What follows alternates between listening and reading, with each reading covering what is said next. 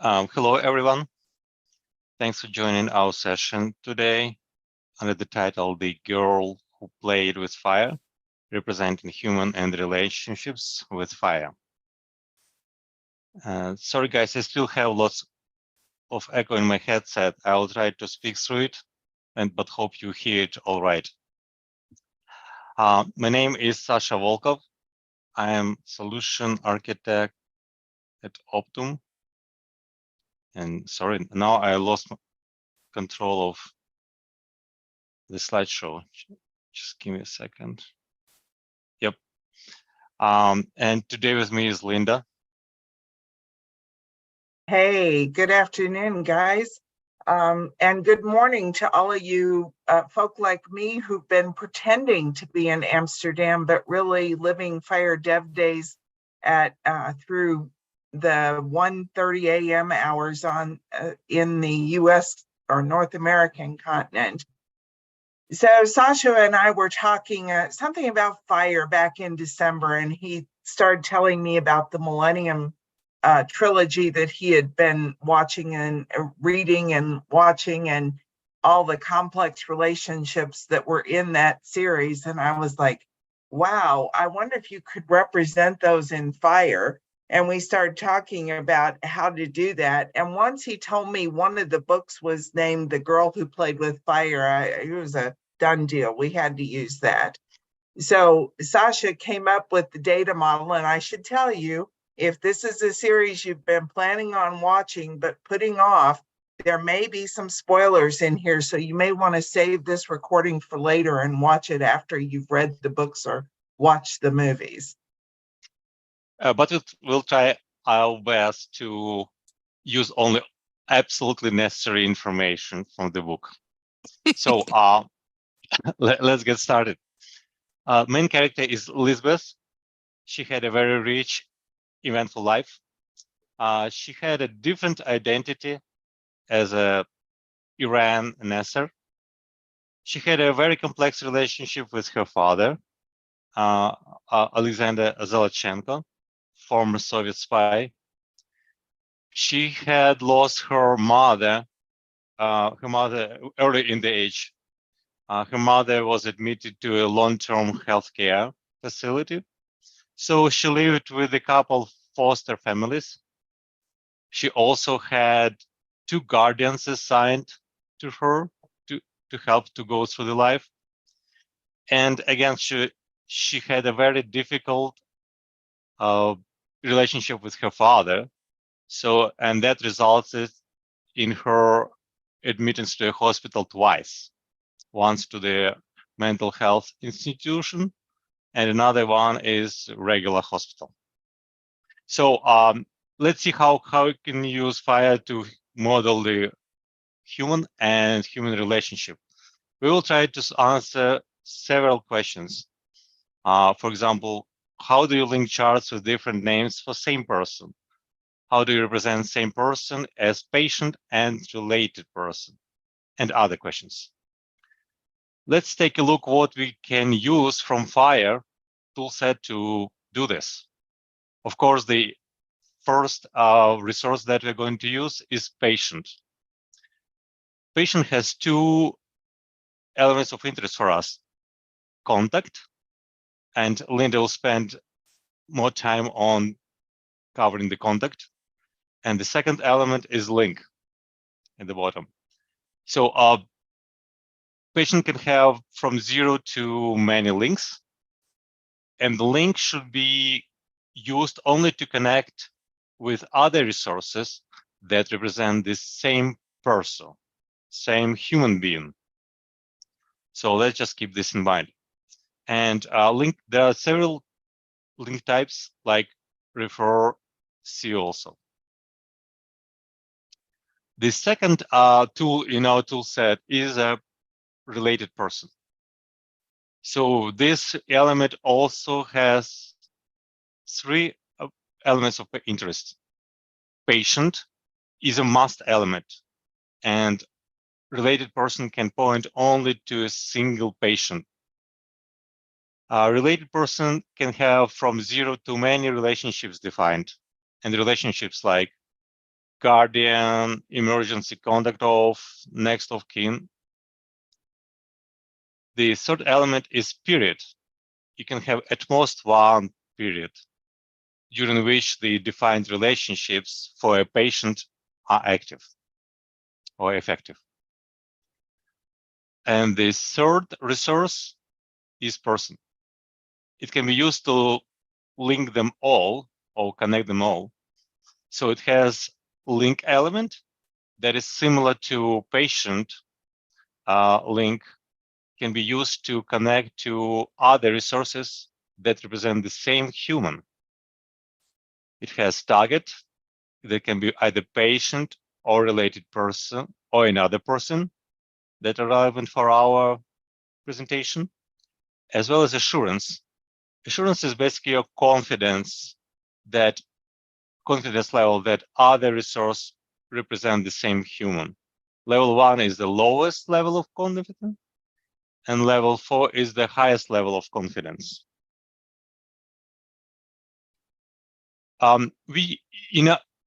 In our presentation or in our research, we modeled our relationship set using bundle and related and patient and person resources.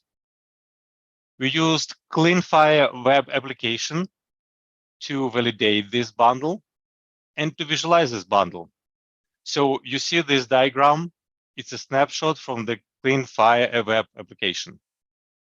So let's take a look at the different sections of this diagram. The middle one represents the main character, Lisbeth Salander. She is a patient. She was also known as Irene Nesser. She was also admitted under this identity to hospital. So there is a second patient resource under this name. To connect them together, we use link element in both resources. Basically, it's a circular relationship. And we use C also relationship type or link type.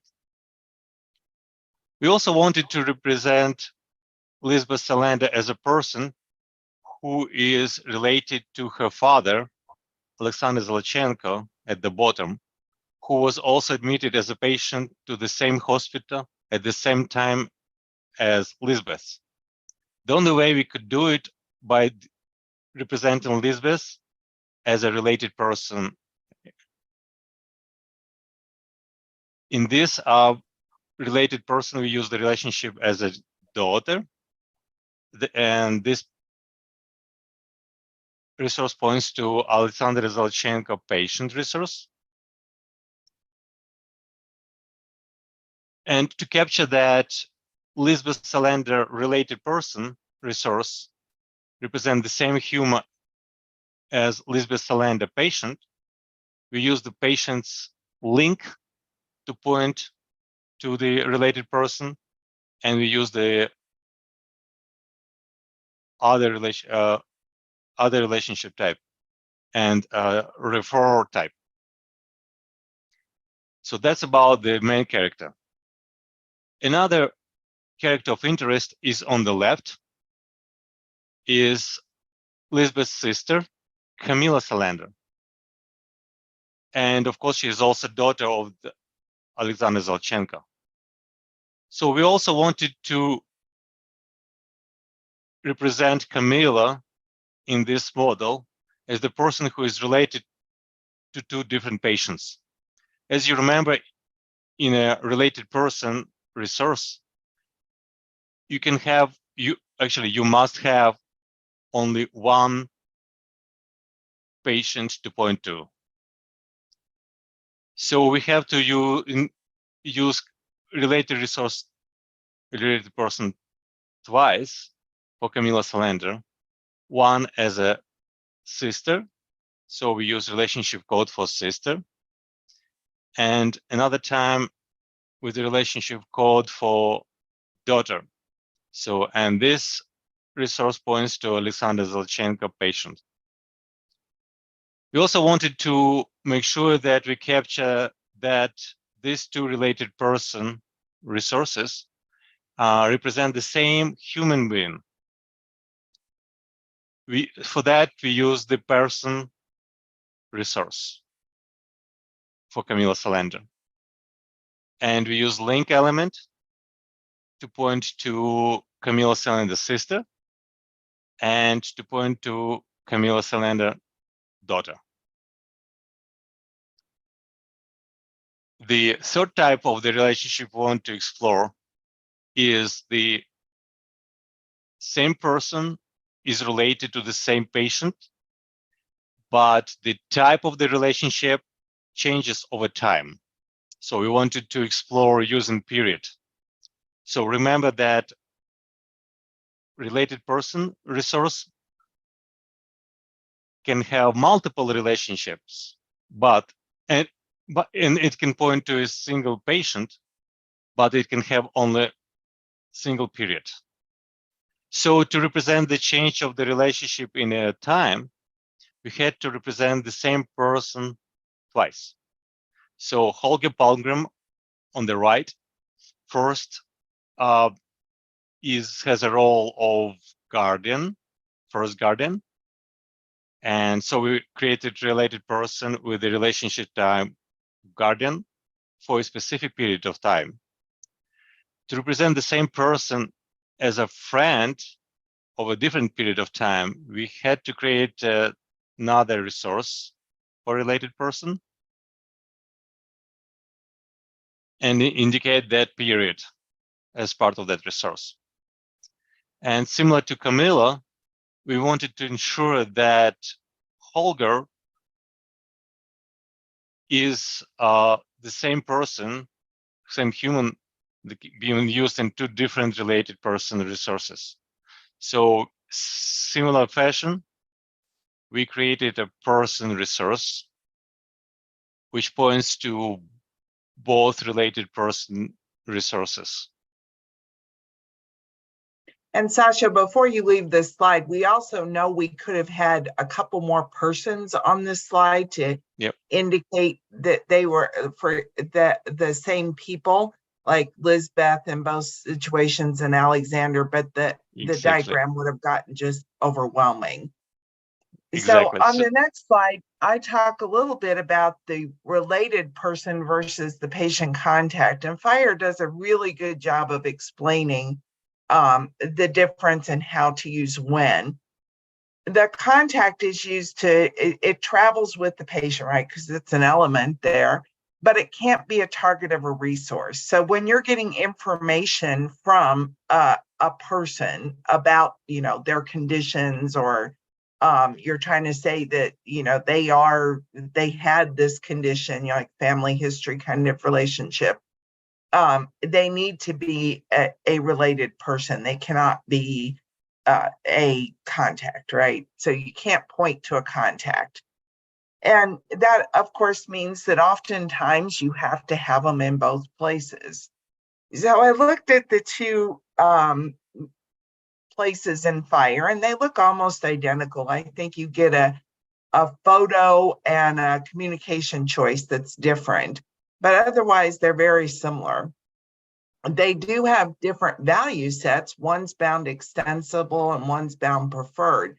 But before we go on to that, note up at the top at contact, it describes that the examples of this are guardian, partner, or friend, which we found interesting because when you look at the next screen that has the contact codes for the relationship, those concepts are not represented here. Now, we noticed the binding was extensible. So if you look at the code set allowed on relationship, which is on the right, you can represent those relationships there. They are, so you can have multiple relationships. It's one to many. And so you could represent that, but it's just, it seems a little confusing, and I'm going to log a tracker after today and ask for some clarification around that. The other thing we noted in Sasha's trilogy was that at times there was a state agency that was responsible or needed to be contacted. and they are listed on that one slide. I mean, they're listed now as a contact. I was surprised because on the related person, I expected to see a family member, and I didn't. So but you can add it. There is a code set. Maybe this one would work for you, and to add that, yes, they are a blank, but they're also a child or a daughter or a father, whatever relationship you want to add there. So on our last slide, we just came to a few conclusions around this. Sasha, if you want to go to the next slide. Sasha, thank you. And we noticed that one other thing, the patient link says it's only intended to be used for patient resources, but it still allows for related persons. And one of the relationships even says it should be used for related persons. So I'll log another tracker around that for clarification. But we noted that there's no simplistic way to indicate that a contact is also a related person. You may want to contact mom, and she may be also the one telling you about their allergies or whatever. So you can, and there's no way, you can't use that person resource to link to the contact. You can do obviously some, look them up by their name and information like that and relationship and try to put them together, but no direct ties. We noted that the relationship for multiple periods with two related people seems a little exaggerated. Maybe there's a better way to do that. And we also noted that multiple instances of related persons, it can be linked via the person, but again, it's repetitive data. I've talked to people that have been involved with EMRs, and they say a lot of the reason this was created this way has to do with how EMRs store these identities. But this has been our findings from trying to make relationships out of a girl who played with fire. We hope you found it at least a wee bit useful. And we're open for questions. So one of our friends started us off in Huvo with a great question, but are there any in the room that we should start with?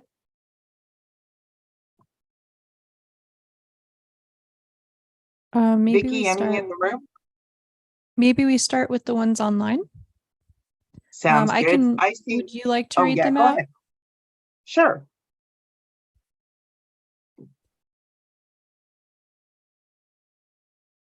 Okay, so in the Q&A area, Thomas asks, we have been struggling with the related person ourselves in Norway. I still believe a person relation resource should be used instead of a related person, just like the practitioner role resource. Have you suggested any changes to the person, patient, related person resources? I haven't. Personally, I don't know that patient will ever change. I think they have a very significant relationship, and that resource is sailed. It's normative and all that. Around relationship, I'm sure the related person and the contact, I think there could be some clarity added if EMRs were able to support it. It seems, I don't know, Sasha, but to me, like there's a lot of redundancy in the things we had to do and all the relationships we had to set up to make it work. So I think there would be a better way to do it. Right, and I agree that redundancy, trying to represent the same person in relationship multiple times. And in general, in software engineering and solution development, every time you do something, any additional thing you do something, it's a liability, right? So you write a line of code, it's a liability. You have to test it, you have to maintain it through the life cycle. Same for these resources we create. There are lots of information, but they're also liability. We need to make sure that we maintain them through the life cycle and in a proper shape and manage them properly. So if you can reduce the amount of resources that we create, the cost of ownership or the cost of maintenance can go down significantly. It's just from the purely software engineering perspective, not from the FHIR perspective. All right. I'm so sorry. There are other questions, but we have to flip over to another presentation around now. So anyone can post into the Q&A in Whova even after this session. And then Linda and Sasha, if you're able, would you be able to answer people's questions in there? Absolutely. Excellent. Will do. Thank you so much. Thank you. Thank you.